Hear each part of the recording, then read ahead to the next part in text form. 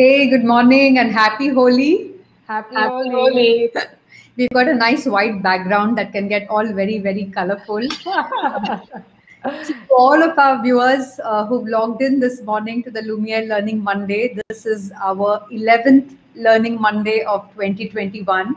And my guest today, I'm privileged and honored, is Kaumudi Damle, who is affectionately called Rani, my niece based in Singapore, who I thought has some amazing stories to tell us about her journey as a working professional and someone who has incorporated sustainability into her everyday life. So thank you so much for coming here today on this platform, Rani. Thank you. And let me just start with wishing everyone a happy Holi and good morning, good afternoon, good evening, wherever you are. Right, absolutely. Absolutely. It is afternoon your time in It Singapore. is. It is. Yes. I'm very curious to know you've been how long in Singapore now? It's been a decade this January. So it feels like a milestone when I say a decade. So yes, it takes some believing for me as well to it's been 10 years.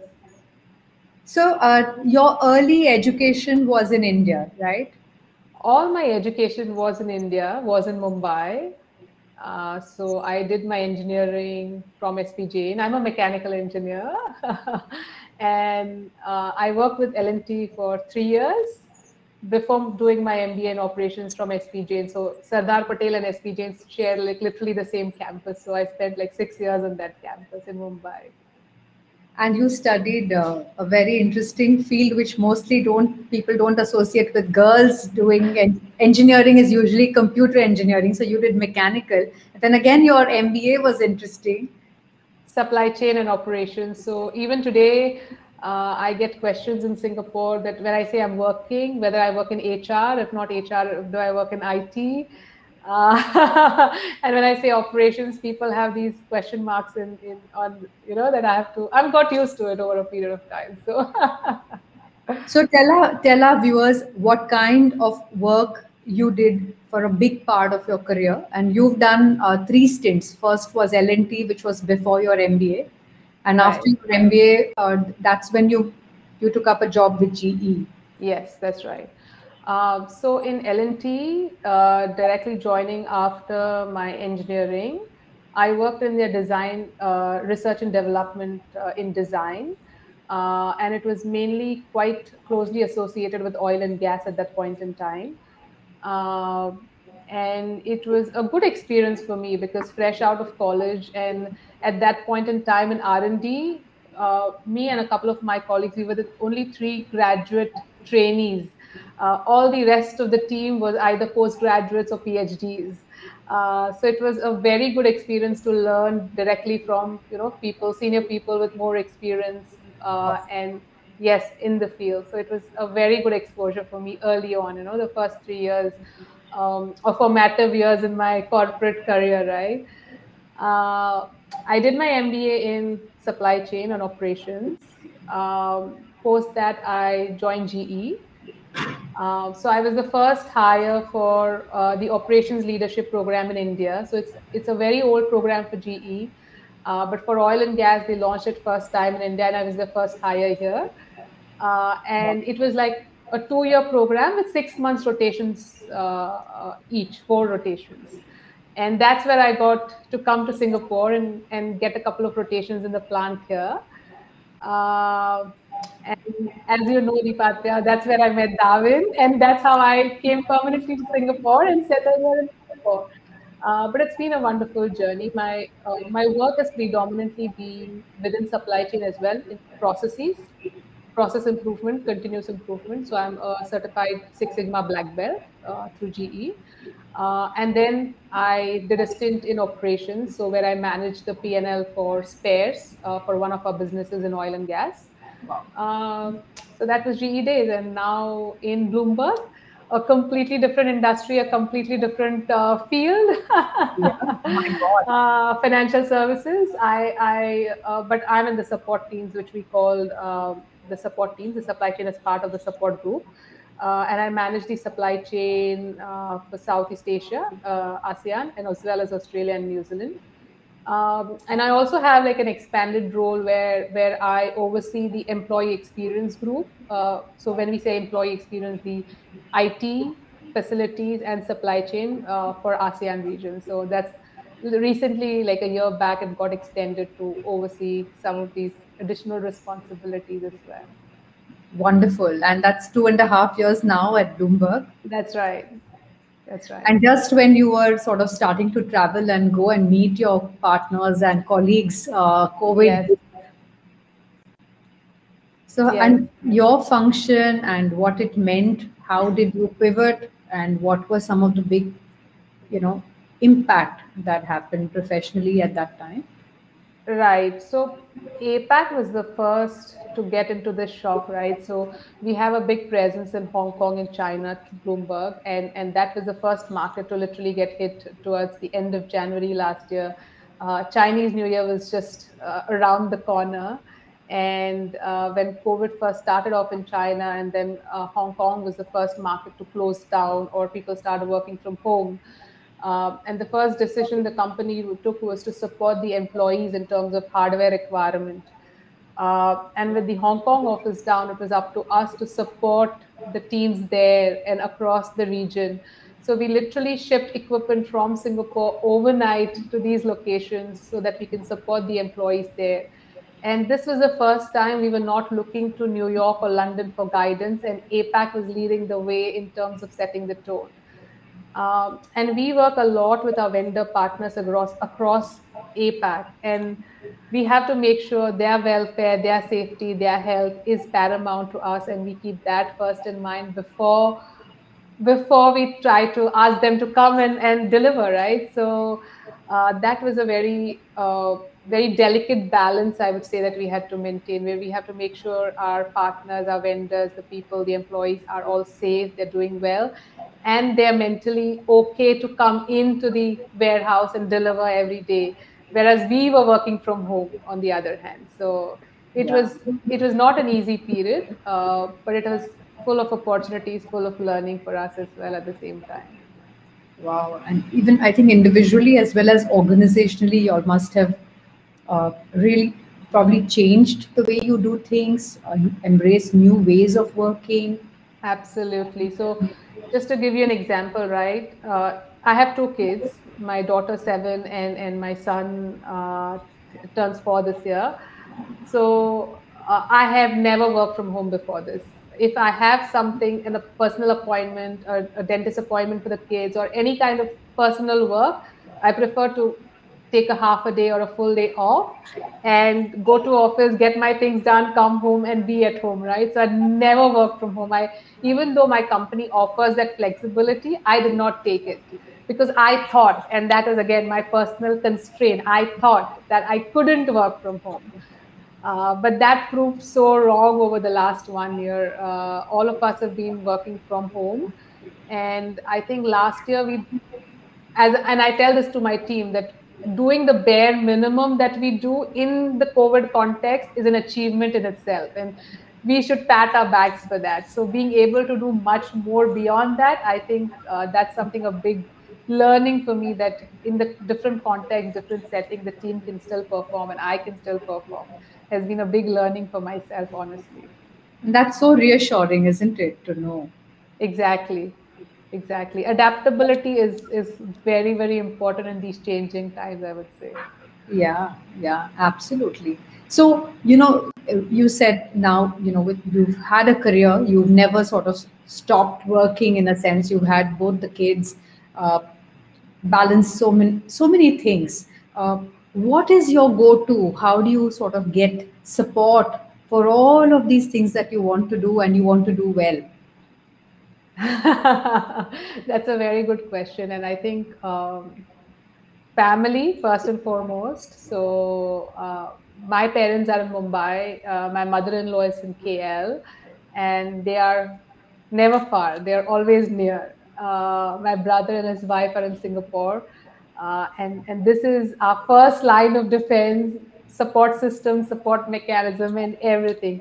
Even when both the kids were born, if I'm traveling, for example, uh, this is my first like the closest village I have to support me for everything and anything.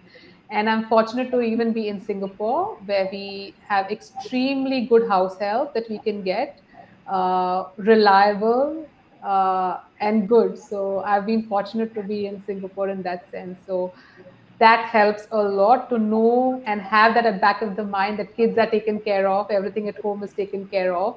So I can prioritize. I how much ever I tell myself I can do it all the time, I think I'll be lying to myself. So there are times when I need to prioritize, and these are the people, these are my go-to people, these are the people who have always been there and always provided the support needed. And your first line of defense, of course, is Darwin, who you didn't mention because he's all. I'm taking him for granted already, I guess so. You are absolutely right. I would not be doing justice if I don't mention him, because he's always there. He's always there. So that I don't even remember to mention him, I guess. I think both of you are like this, so it's really lovely. Did you find that the organizations at that time, GE, when you were, expecting Solena, and then you had Chennai around that time, how did the organization step up to support you, and maybe it would be useful to understand that as well? Right. So let me give you a picture just in your mind, right? So even I'm in Singapore, the pictures that we see of Singapore are the CBD, or the Central Business District, or the Nariman Point of Singapore, with swanky buildings and all of that. But my office, for the 8 years that I was working with, or 7 years in GE in Singapore, was in the outskirts of the suburbs of Singapore. It's a factory setup, which is like probably now at this point maybe 45 to 50 years old. I was in the oil and gas sector, and this is a factory setup that we are talking about, which is predominantly all male. Uh, so just that's the picture I want to paint before I say anything else. So when I was expecting my first one, Solena, I realized that we did not have a nursing room in the factory. Because at that point we did not have so many females in the factory, and even if we had a few, nobody probably spoke up that we had a need for one. But honestly, everyone was so supportive, and it takes a little bit of courage too, I would say, because I had to approach our EHS, or EHS manager, our plant manager, and when I laid it out to them that, look, this is a genuine need and we don't have one, they were extremely supportive. And within the next month or so, we had a first aid room which was underutilized, and it became a first aid slash nursing room, because Got it had all it takes, right? It had a fridge, it had a wash basin, it had a clean, safe space for women to sit in. But to the credit of these people, I would say, within the next couple of years, so by the time I had Shane, there was a separate, functional, dedicated nursing room. So Wow. I think it takes sometimes that courage to speak up and to put your hand up and ask for something as well.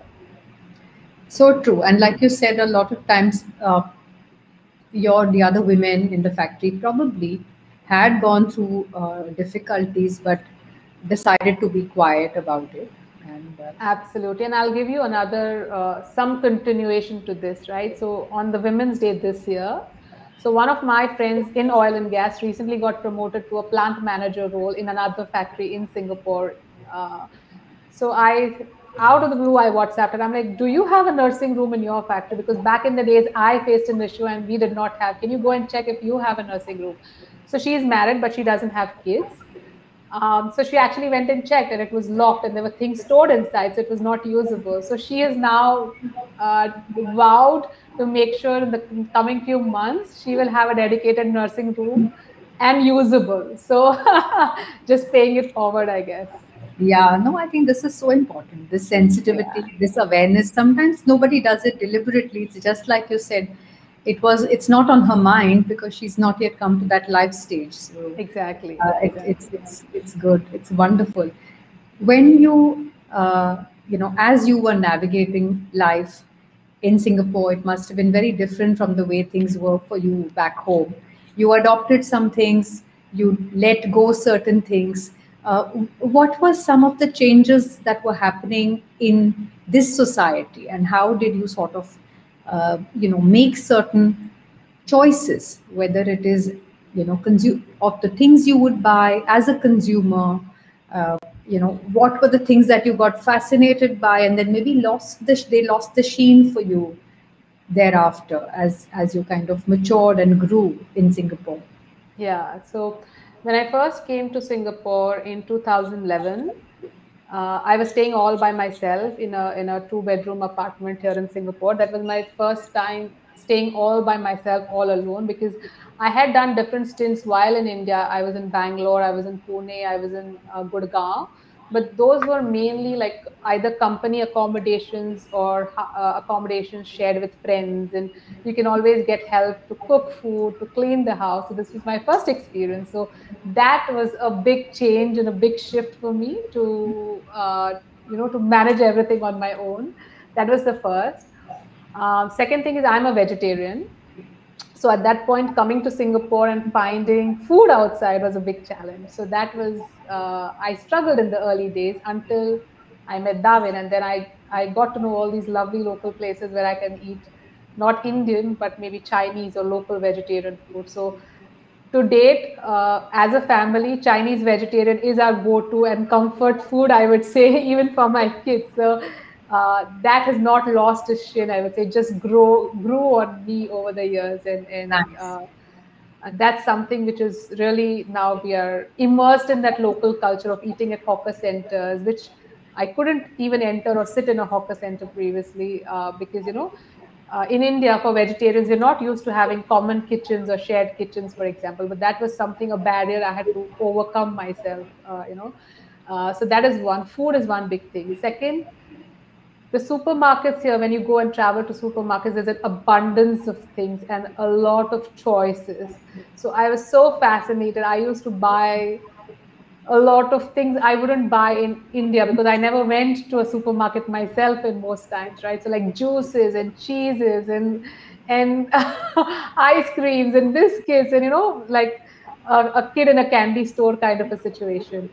Um, and Darwin was very, very aware of a lot of things way before I was. So he's like, and to date we enjoy walking down the supermarket aisle to buy things together because we'll read the labels, we'll read ingredients, we'll need the nutrient contents. And he's like, this is not juice, this is a bottle of sugar with flavor and sugar water. So he raised that awareness for me. So that lost its chin, I would say, over a period of time. That impulse buy, like a kid in the candy store kind of a buy, that lost its chin, and now I'm much more aware, I would say. So Lovely. we are foodies, so all my experiences are related to food, if you notice, right? Like, Absolutely, absolutely. And I think Darwin is also a very good cook. absolutely wonderful cook. He cooks with his heart and his soul, and he puts everything in the food when he cooks. And I call myself a survival cook, survival cooking skills, my level of cooking. So That's a good team. That's a good team. I wouldn't complain. I'm not. Again, in terms of the way you were buying things for yourself, say let's see what it is that the girl a girl buys for herself, other than food, like maybe clothes and shoes and bags and cosmetics. How was the shopper in comedy getting shaped at that time? That's a good question. So, clothes, right? Initially, I struggled because the Asian sizes are quite different from Indian sizes. So, I struggled to find what I liked or what fit me or what I thought I looked good in, right? So, I was so used to our way of shopping. I go to Shopper Stop, I go to Lifestyle, and all those shops, Oberoi Mall, Infinity Mall, those were my go-to places for shopping. So I had to adapt a lot. I had to explore. So as I made friends in Singapore, they exposed me to a lot of places, locations, shops that were local, that were catering to all sorts of needs. So we go to a big mall and we only see the big branded stores there, but there are so many little shops tucked away in the heartlands of Singapore. So that really fascinated me, and those are my go-to places now. So as a shopper, in the earlier days, like 10 years ago, I was blinded by all these malls, but I did not know what to buy, where to buy, because I really did not know. I thought these were not meant for me, these sizes, these clothes. But over a period of time, you do find your niche. You do find what you like, what fits you. Cosmetics again. In India, I was like a devoted Kaya fan. And every time, first 3 or 4 years, my parents traveled to Singapore, I used to get my kit shipped from India to here. And that was true for a lot of other little things as well. But a note to myself, like when me and Darwin were talking, like if we are staying here, we are making a family here, we need to do more local things. We need to explore more local uh, things to buy to suit ourselves, and just so we feel a part of the community and the society at large. And that's when we started saying, no, let's stop doing this. Let's stop, say, buying things in India and shipping them over. Let's start exploring the community here, exploring the markets here. And we have a lot of local friends who take us around and show us around. And that's how we slowly learned. And now we have become those people who take people around with us to explore these local things. So that has been a shift in the last 10 years, I would say. You embraced sustainability early. So tell us about that. Was there like a turning point moment or some event or an incident that sort of made you more aware, more conscious about, you know, the choices you make in the context of sustainable living? Yeah, again, Singapore had a big role to play in it. So, having grown up in a middle class family in Mumbai, the values we grew up with, right? We never leave lights on, we never leave a tap running, we never waste food. So, all those were inculcated and part of who I was growing up.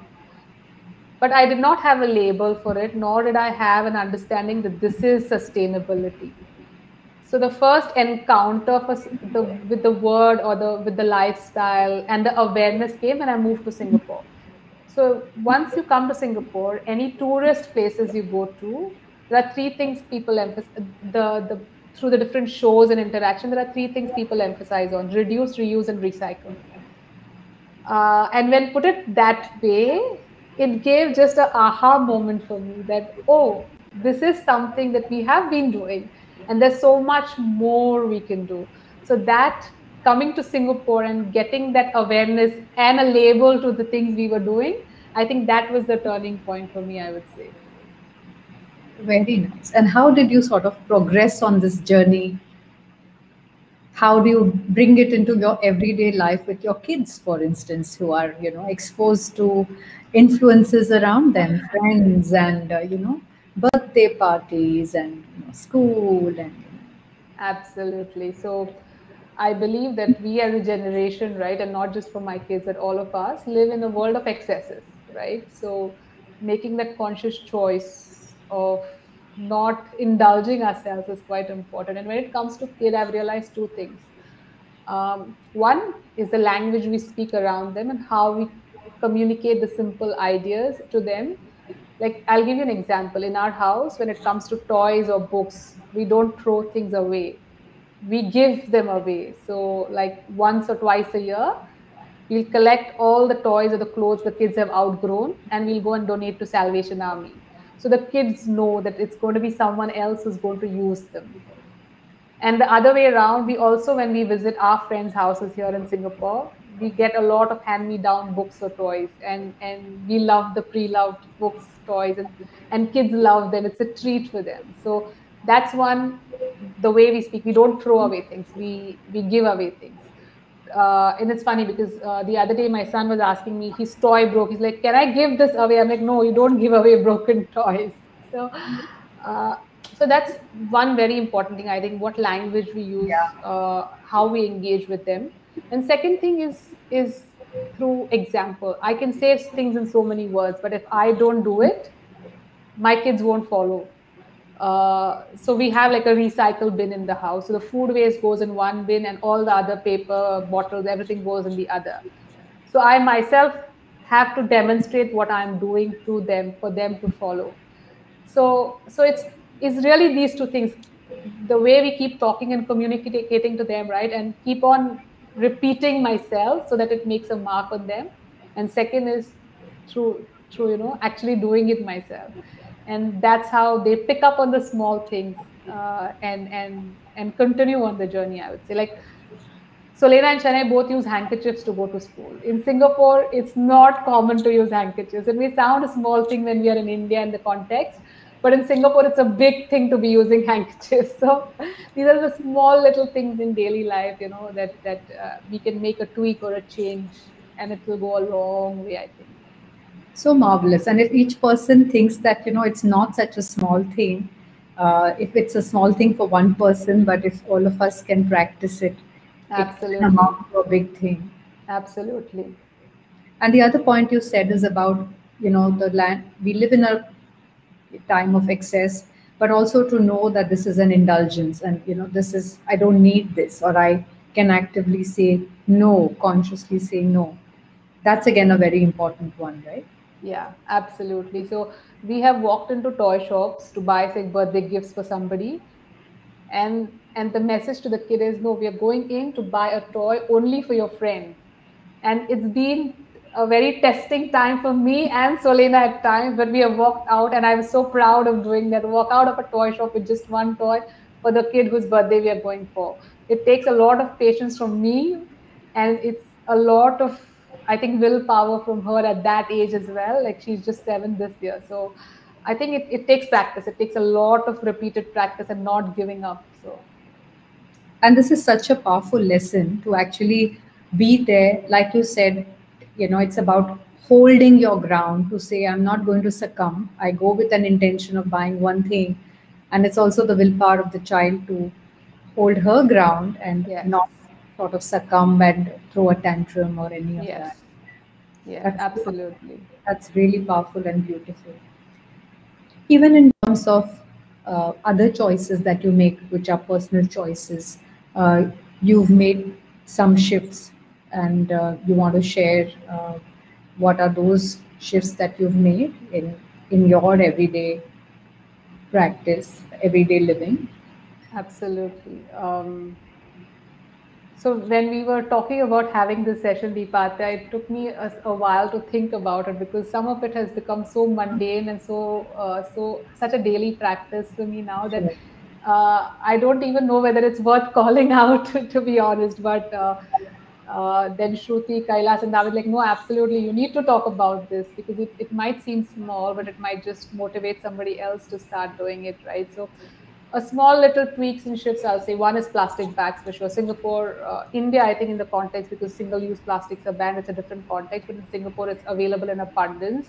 You go to buy 3 things and you'll get 5 plastic bags sometimes. So that's the abundance of plastic bags we have here. So saying no to plastics. I carry my own cloth, cotton, canvas bags all the time. Uh, when you go to buy vegetables, you buy onions, they'll give you a separate plastic bag to count your onions and weigh them and put it in. And a few years back, when my eye was here in Singapore, she saw this and she knows I don't like bringing the plastic bags home. So the next time she came, she got stitched, small bags out of the cloth, the leftover cloth pieces, right? So I now bring those bags. So she observed this. She understood my pain of getting those plastic bags, and she actually got me a set stitch. So now I have like 6 individual cloth bags with me to take to the market to put in the onions and potatoes separately so they don't mix up, right? So plastic bags is one big thing for me. Plastic bottles is big. Singapore is a very, very hot, humid country. So whenever we walk out of the house, we always carry water bottles for kids and adults alike. So we don't have to buy plastic bottled water, basically. We carry our own cutlery and straws if we travel with kids, because you invariably end up buying something or eating something outside, and we don't want to use plastic straws. So we use steel straws. So these are some small changes in the family or the personal front. In office, I keep my own water bottle, mug, cutlery, and a box. So if I buy food from outside, I take my own box and go and buy back in my box. So I don't have to take, the takeaway containers. So these are little things, but a lot of my colleagues have seen me doing that and started doing it. So I think it adds up, right? And it creates a ripple or a domino effect in a good sense. These are the small things I think we can do in our everyday lives, which will make a big difference, I think. Yeah, yeah. Again, when we were talking, we spoke about the fact that you had put up a post on LinkedIn uh, Yes. some time back, and I thought that was wonderful, and maybe we should also have a conversation around your post on LinkedIn on some choices you made during lockdown that maybe our viewers can draw some inspiration from. Absolutely. So lockdown, I'm a very, very positive energy person, so I tend to see the silver linings and miss the dark clouds most of the time. So similar with the lockdown, I think it's given me a lot of time to reflect and make a lot of small changes in my own life.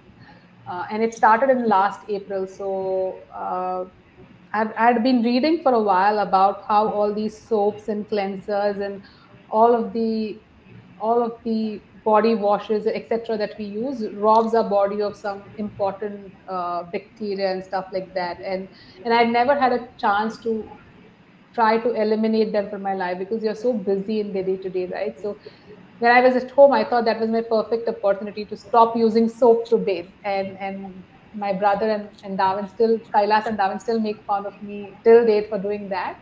But I stopped using soap almost a year back to bathe, and it has made zero difference to me. Zero.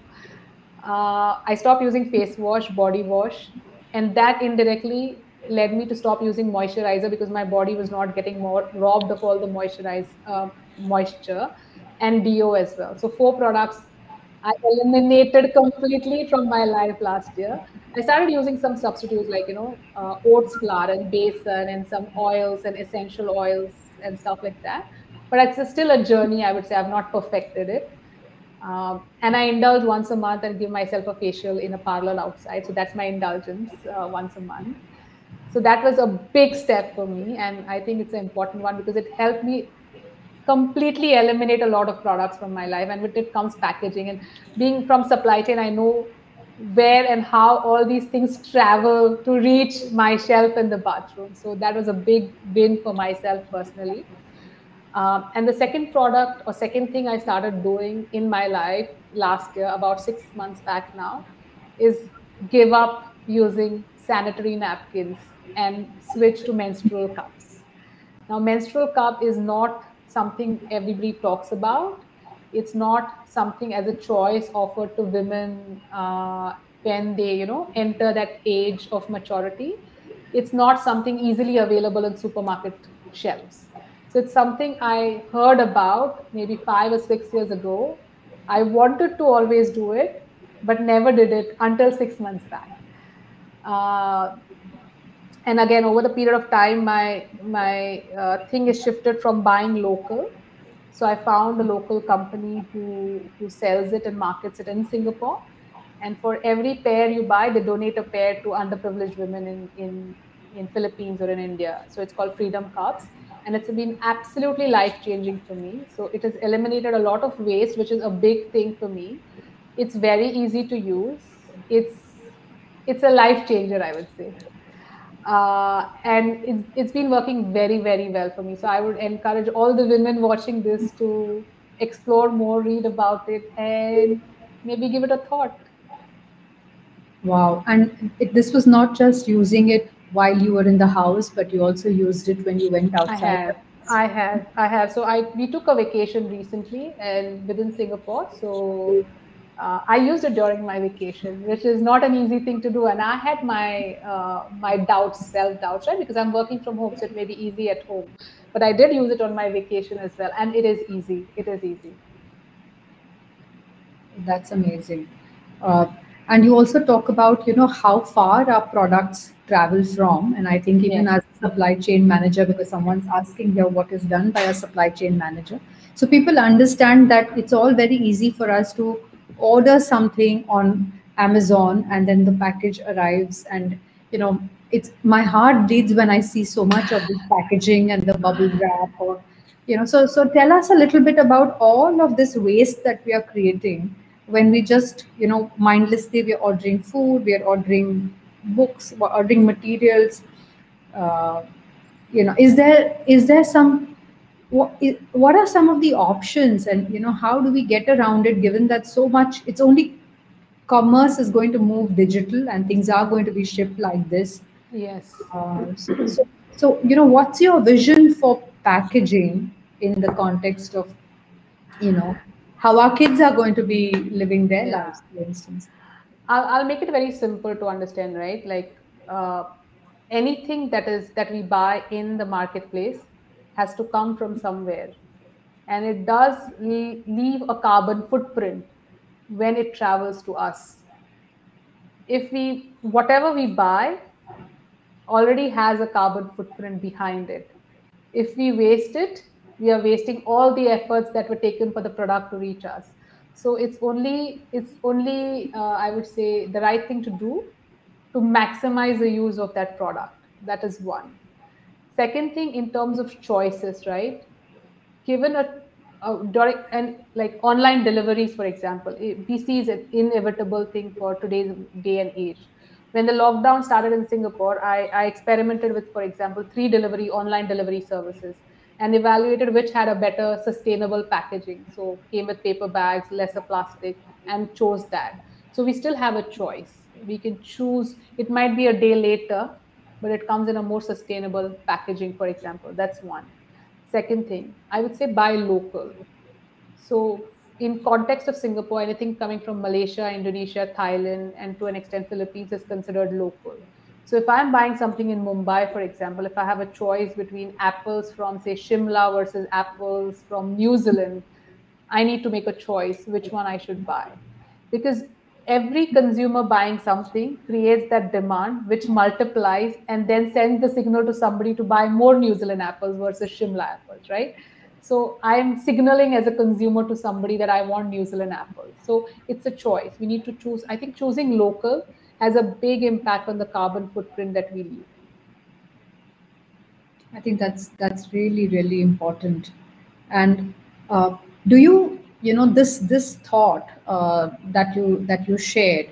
I mean, I don't think by any standards it's small or it's inconsequential. I think each of these things add up, and I think there are some pictures we see on the internet of somebody saying these are the, I remember the toilet paper rolls. So, all the toilet paper, the inside rounds that she had stacked up to say this is the amount of toilet paper one person uses in a year, for instance.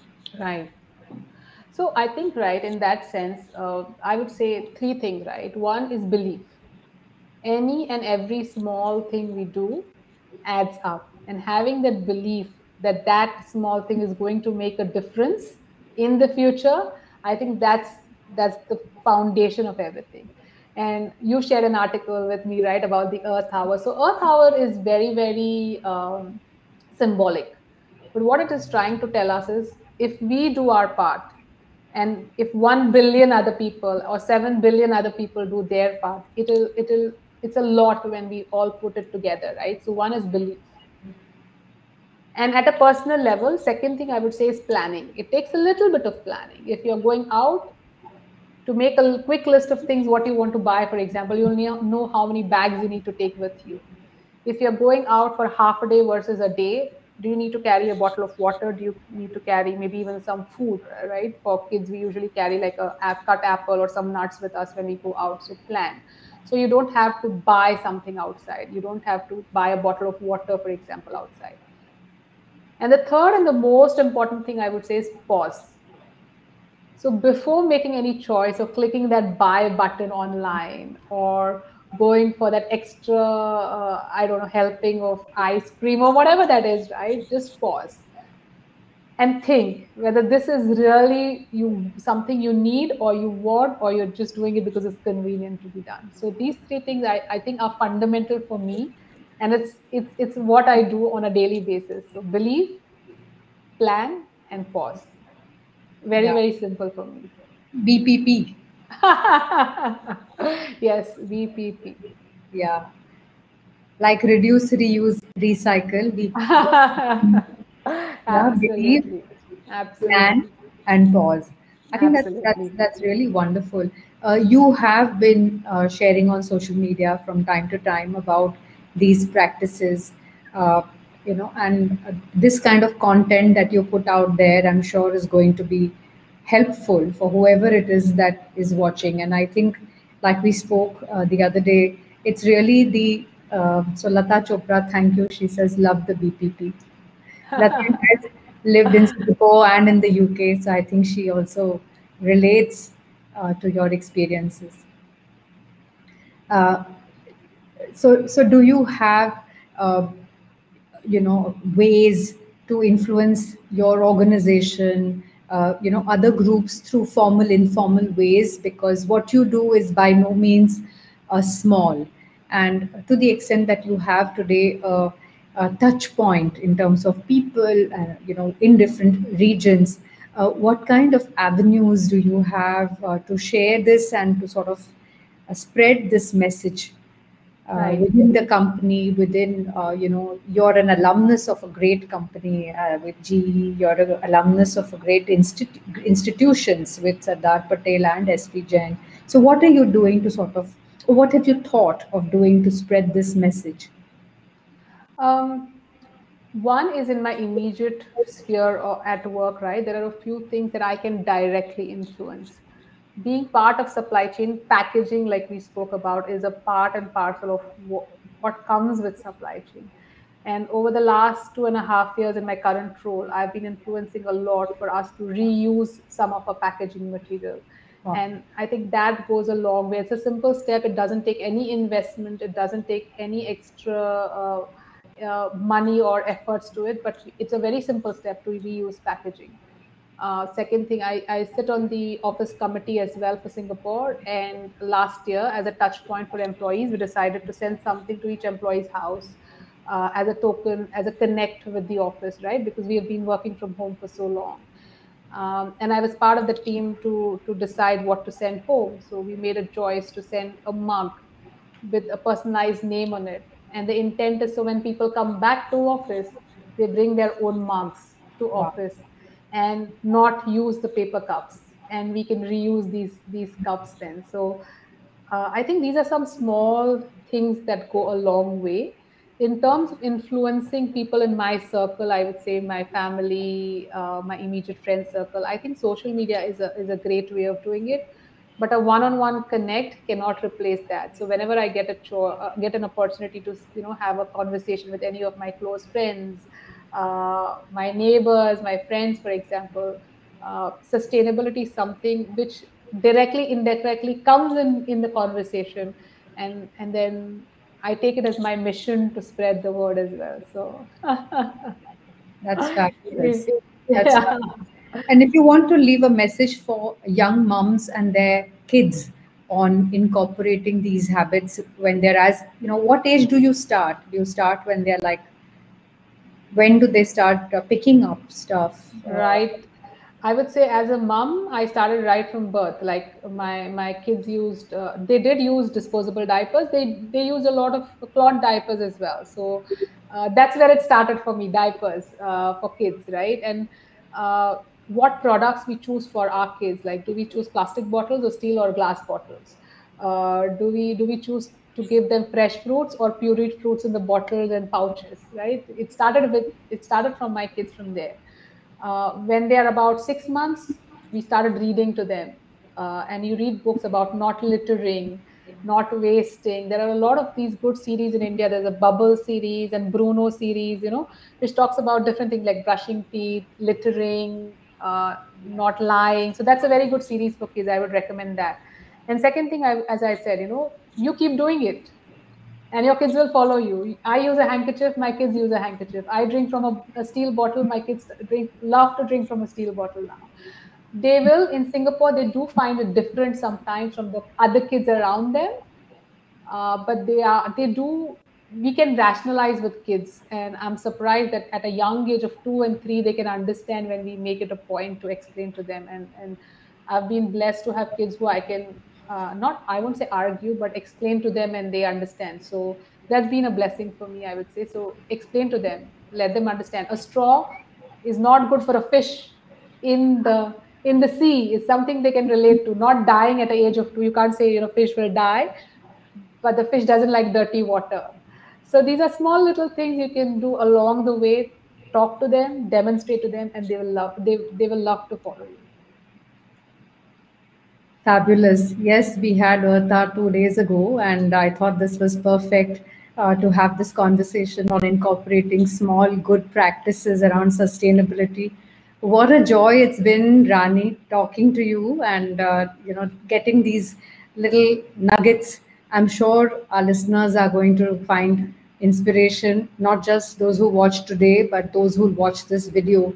And I wish you all the very best. And thanks once again for coming here to tell us your story. And yes, a happy and sustainable Holi to all. So we don't waste water and we are sensible and we practice BPP. Thank you so much for having me here, and thank you. It's an honor to be here and having this opportunity to talk to everybody, I would say. Thank you. All Thank the you. best. Bye Happy bye. Holi.